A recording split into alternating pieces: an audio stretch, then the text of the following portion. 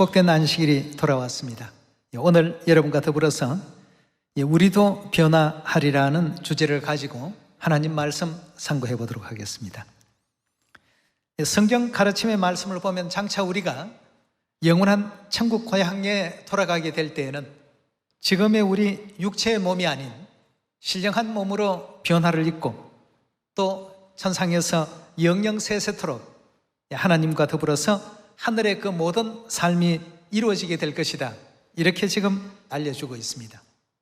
자, 그렇다면 이 우리의 변화를 위해서 하나님께서는 우리에게 새 언약의 율법을 주시고 새 언약의 법도를 올바르게 준행하고 잘 지키게 될 때에 이런 이제 아름다운 변화에 참여할 수 있고 변화가 일어날 수 있다는 사실을 우리에게 또 가르침을 주고 계십니다. 사람에게 있어서 올바르게 이렇게 변화가 일어나려면 그 가운데는 반드시 사랑에 대한 깨달음이 있어야 된다고 합니다. 우리가 하나님께서 얼마나 우리를 사랑하시는지를 알지 못하고서는 결단코 참된 그리스도인으로서의 삶을 올바르게 영위해 갈 수가 없습니다. 하나님의 사랑을 아는 사람들은 열심히 전도할 수 있겠죠. 하나님의 사랑을 아는 사람들은 어떤 핍박과 환난과 고통이 있다 할지라도 그리스도를 믿고 따르는 그 모든 일에 주저하지 않고 멈추지 않습니다. 초대교회 성도들은 친히 십자가에 달리신 그리스도의 모습을 보았고 그 모든 일들이 우리 죄를 사해 주시기 위한 하나님의 어떤 사랑이었다는 사실을 절실히 깨달았기 때문에 사자의 밥이 되든 아니면 또 인간 촛대로서 로마 폭군들의 폭정 속에서도 믿음의 그 길을 멈추지 않았습니다. 이런 절대적인 뜨겁고 열렬한 신앙으로 변할 수 있었던 이면에는 사랑이라는 것이 있었습니다. 하나님의 사랑을 알았기 때문이라는 것이죠. 그래서 오늘 여러분에게 옛날 얘기를 하나 간단히 해드리도록 하겠습니다. 혹시 여러분 미녀와 야수라는 동화 아십니까? 아주 잘생긴 왕자가 있었죠. 근데 이 왕자는 굉장히 교만했다고 합니다. 교만하고 또 자기만 생각하고 이기적이고 타인을 배려할 줄 모르는 성정을 가졌다고 합니다. 근데 어느 날 그 왕자가 살고 있는 왕궁에 이제 한 사람이 방문을 하게 됩니다. 왕자가 크게 이렇게 신경을 쓰지 않고 상대하지 말고 내쫓으라고 이렇게 이제 얘기가 되었습니다. 그 내쫓으라는 얘기와 더불어서 왕자에게 아주 흉측한 모습을 갖도록 이제 벌을 내리게 되죠. 야수의 모습으로 변신을 시켜버렸습니다. 그리고 더불어서 그 궁궐 안에 시종들도 그렇게 마법에 걸려서 시계 역할을 하는 사람, 주전자의 역할을 하는 사람, 이런 쪽으로 이제 전부 변모하게 되었습니다. 이 마법에서 풀려날 수 있는 그 유일한 길은 첫째, 사랑하는 사람을 만나는 것, 둘째, 사랑을 깨닫는 것. 사랑을 할 줄 알게 될 때에 비로소 본래의 어떤 그 모습으로 변모될 수 있다는 그런 법칙이 있었다고 합니다. 근데 보통 사람들은 흉측하게 그 야수로 변모해버린 그 얼굴을 바라보기만 하더라도 두려워서 가까이 하려고 하지 않았던 입장이었는데 벨이라는 아가씨를 만나게 되어서 결국 이제 두 사람이 얼굴 모습이 어떻든 진심으로 사랑을 하게 되는 그런 이제 입장까지 가게 되었습니다. 그 야수도 사랑이라는 것이 어떤 것이다 하는 것을 이제 깨닫게 되었고 또 벨이라는 아가씨를 통해서 사랑하는 어떤 법을 알게 되었고 사랑하는 어떤 대상을 만나게 됨으로 말미암아서 본래의 왕자의 모습으로 다시 이렇게 변한다는 그런 이제 동화 속의 어떤 이야기가 있습니다. 비록 이제 동화의 한 부분이긴 합니다만 이 내용이 우리의 어떤 육체의 장막을 쓰고 죄의 너울을 선 이 모습과 앞으로 이제 호련히 변화를 입어서 본래의 본성을 되찾게 되는 성경의 얘기를 아주 쉽게 이렇게 이해를 시키고 맞춰놓은 듯한 느낌이 들어서 오늘 여러분들에게 말씀을 드렸습니다. 우리도 우리 믿음에 있어서 은혜로운 어떤 그 변화가 일어나려면 하늘아버지, 하늘어머니에 대한 이 위대한 사랑을 이제 이해해야 되겠고, 사랑을 이제 깨달아야 되겠고, 사랑하는 대상을 만나야지만 우리도 변화의 결과가 이루어진다는 것입니다. 여러분과 저는 영원한 어떤 천국에서의 본래 가졌던 천사의 모습으로 다 돌아가게 될 것을 성경은 이미 우리에게 예언하고 계시고 그 부분을 일깨워주고 계십니다. 이 역사가 이제 일어나기 위해서는 우리가 하나님의 율법과 하나님의 계명을 충실히 잘 지켜야 된다는 것입니다. 하나님 계명 안에는 변화를 일으키는 영적인 어떤 요소가 다 담겨 있습니다. 초대교회 모든 성도들이 처음부터 그런 강인한 정신을 가졌던 사람들이 아닙니다. 그리스도를 알게 되었고 그리스도의 어떤 그 가르침을 점점 따르다가 보니까 십자가에 피 흘려 희생하신 그 희생이 그리스도의 어떤 잘못으로 인해서 이루어진 일이 아니라 천상에서 우리가 지었던 그 만 가지의 정말 용서받을 수 없는 그 죄를 다 사해 주시기 위해서 우리 대신해서 말없이 십자가에 매달리시고 채찍당하시고 조롱당하시고 아픔을 겪으시구나 하는 이런 모든 내용이 깨우쳐지게 되니까 이제 이 땅에서 그 어떤 환난이 와도 어떤 핍박이 와도 어떤 조롱이 와도 그런 것은 이제 전혀 영향을 줄 수가 없었습니다. 뭐 2단이라 하든 3단이라 하든 곳곳에서 회방을 하든 그들의 그 믿음을 무너뜨릴 수 없었습니다. 그래서 오늘 우리도 변화하리라는 주제 속에서 우리 역시도 하나님에 대해서 그런 깊은 사랑을 가지고 하나님을 올바르게 깨닫고 있는가, 우리가 그렇게 깨닫게 되는 순간 변화가 이제 일어납니다. 동화에 나오는 왕자가 마법에 걸려서 야수가 되었다가 사랑하는 대상을 만나게 되고 사랑이라는 것에 대한 깨달음을 얻게 되었을 때 변화가 일어났던 것처럼 우리의 그 신앙에 있어서도 의례적인 발걸음, 의례적인 어떤 전도, 의례적인 기도, 이것이 아니라 사랑하는 하나님과 더불어서 대화하는 그 시간이라면 그 시간이 얼마나 기다려지겠습니까? 그 시간이 빨리 왔으면 하고 설레는 마음으로 기다릴 수가 있지 않겠습니까? 여러분, 매 안식일마다 하나님에 대한 어떤 사랑을 알고 이 자리에 오시게 된다면 설레실 겁니다. 오고 싶어서 말이죠. 그러나 그런 어떤 마음이 없다고 한다면, 사랑의 마음을 잃어버린 어떤 상황 속에서는 뭐 안식일 아니라 거룩한 어떤 절기라 할지라도 세상 일이 더 급하고 말이죠. 다른 일이 더 즐겁고 딴 사람 만나는 것이 더 재미가 있고 하나님에 대한 사랑이 이제 식어버렸을 때 마법에 걸린 모습을 우리도 지닐 수밖에 없다는 것입니다.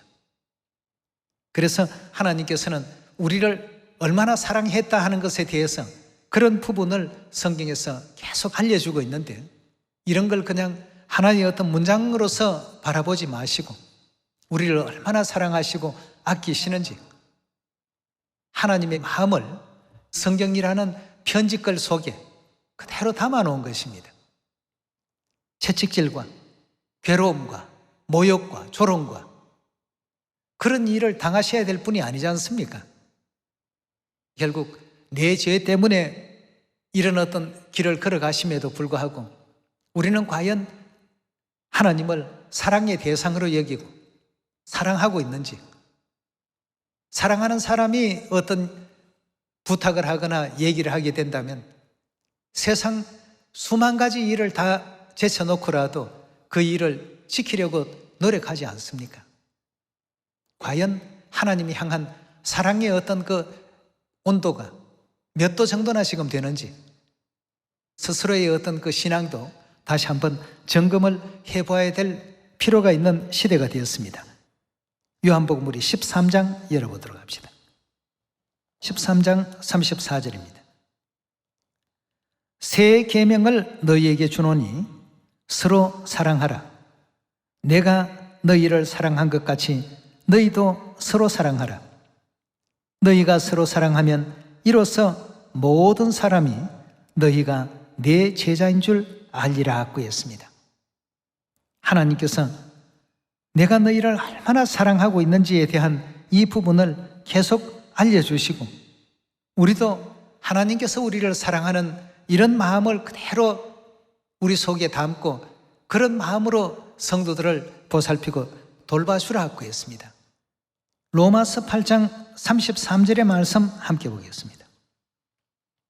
누가 능히 하나님의 택하신 자들을 송사하리요? 의롭다 하신 이는 하나님이시니 누가 정죄하리요? 죽으실 뿐 아니라 다시 살아나신 이는 그리스도 예수시니 그는 하나님 우편에 계신 자요 우리 위에 간구하시는 자시니라.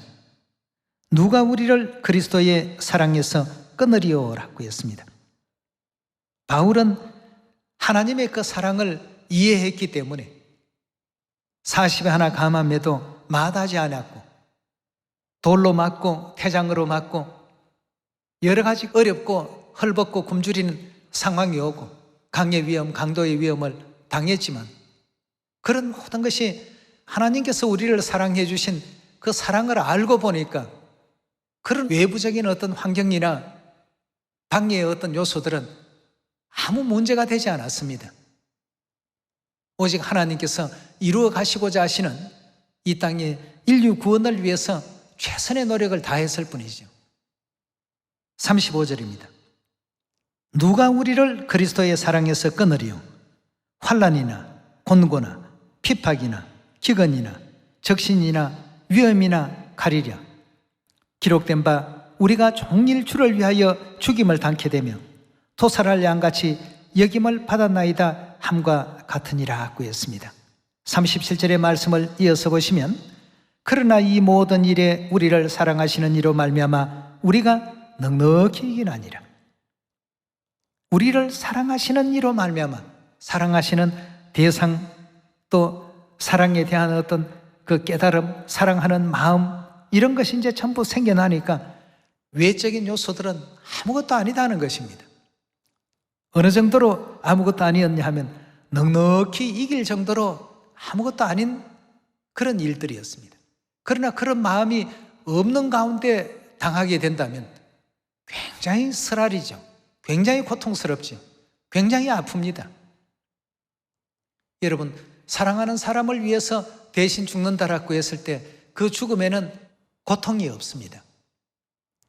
그러나 그런 것이 전부 배제되고 내가 이렇게 억울하게 죽는구나 이렇게 생각할 때는 어떤 형태의 죽음이라도 그 죽음은 굉장히 고통스럽습니다.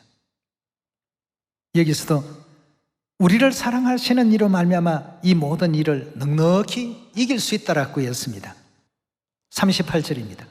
내가 확신하노니 사망이나 생명이나 천사들이나 권세자들이나 현재일이나 장래일이나 능력이나 높음이나 깊음이나 다른 아무 피조물이라도 우리를 우리 주 그리스도 예수 안에 있는 하나님의 사랑에서는 어떻다고요? 끊을 수가 없을 것이다.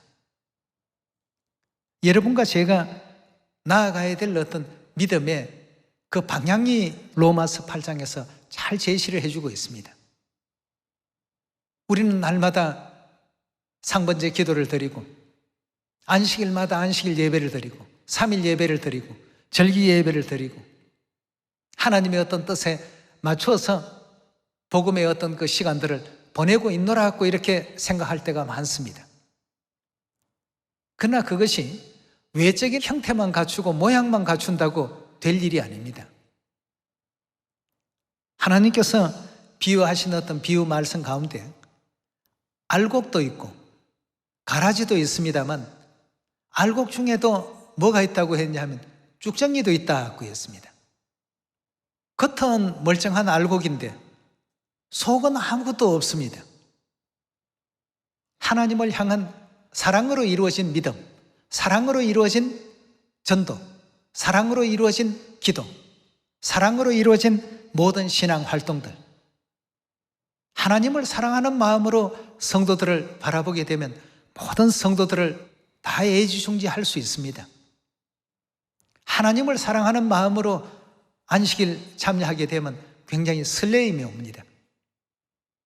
그러나 그런 마음 없이 그냥 오늘은 토요일이니까 막연하게 이제 규례나 어떤 규칙에 매여서 늘 반복적인 활동을 하고 이렇게 되어버리게 된다면 신앙생활에 기쁨이 없고 즐거움이 없습니다. 오늘 또 가야 되나?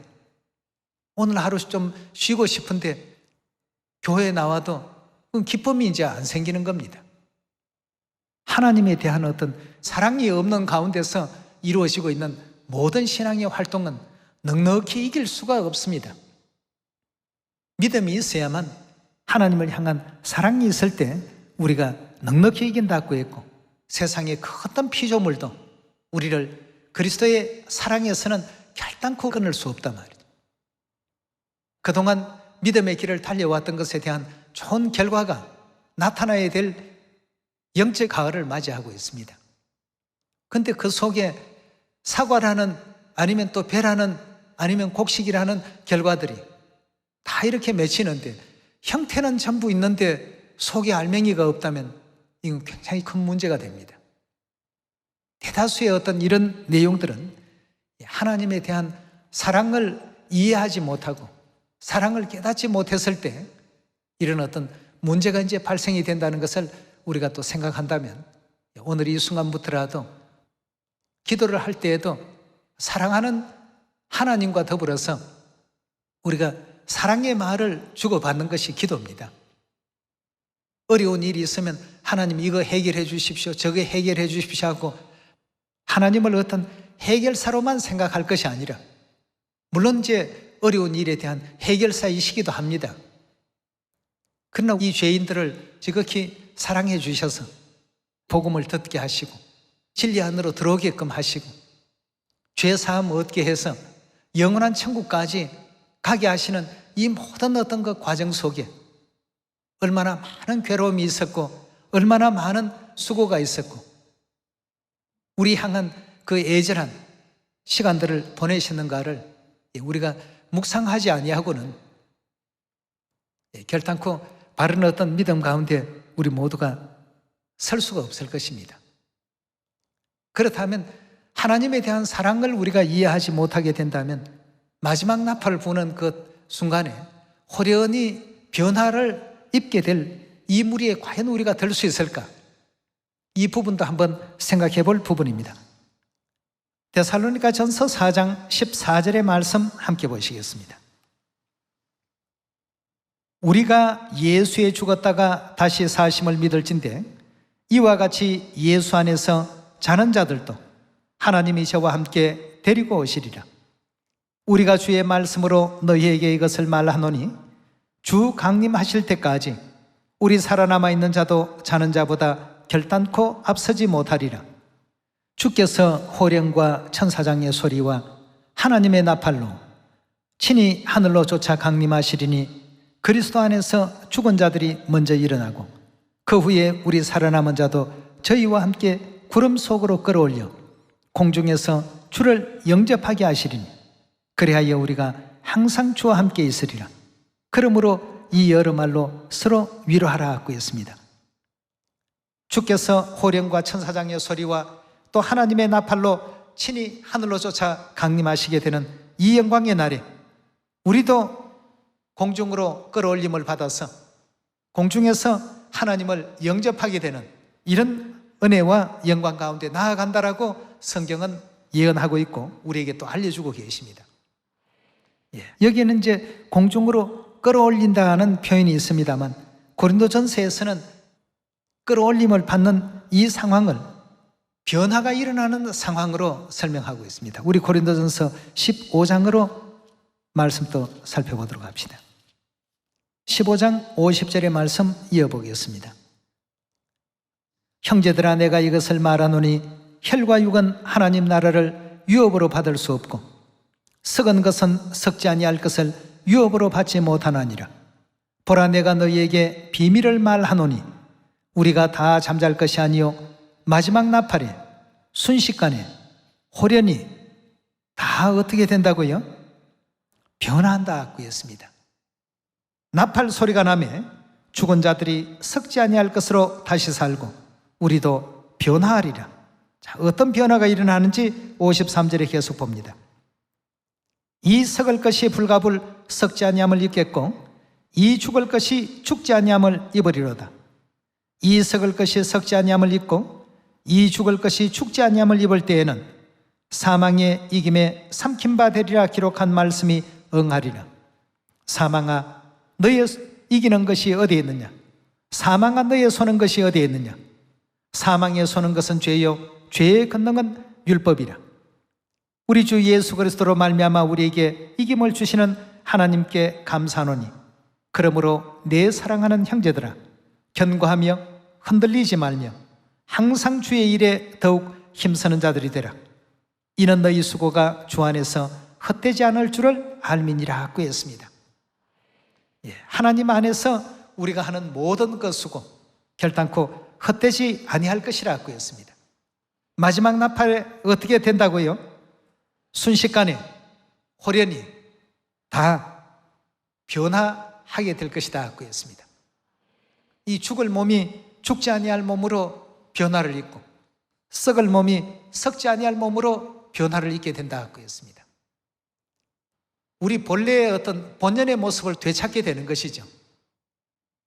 우리가 변화할 수 있는 요소가 여러 가지 것이 많이 있겠습니다만 이 세상에 가장 변화를 주도하는 내용이 있다면 바로 사랑이라고 볼 수 있겠습니다. 골로새서 3장 5절의 가르침을 함께 보겠습니다. 그러므로 땅에 있는 지체를 죽이라. 곧 음란과 부정과 사욕과 악한 정욕과 탐심이니 탐심은 우상 숭배라.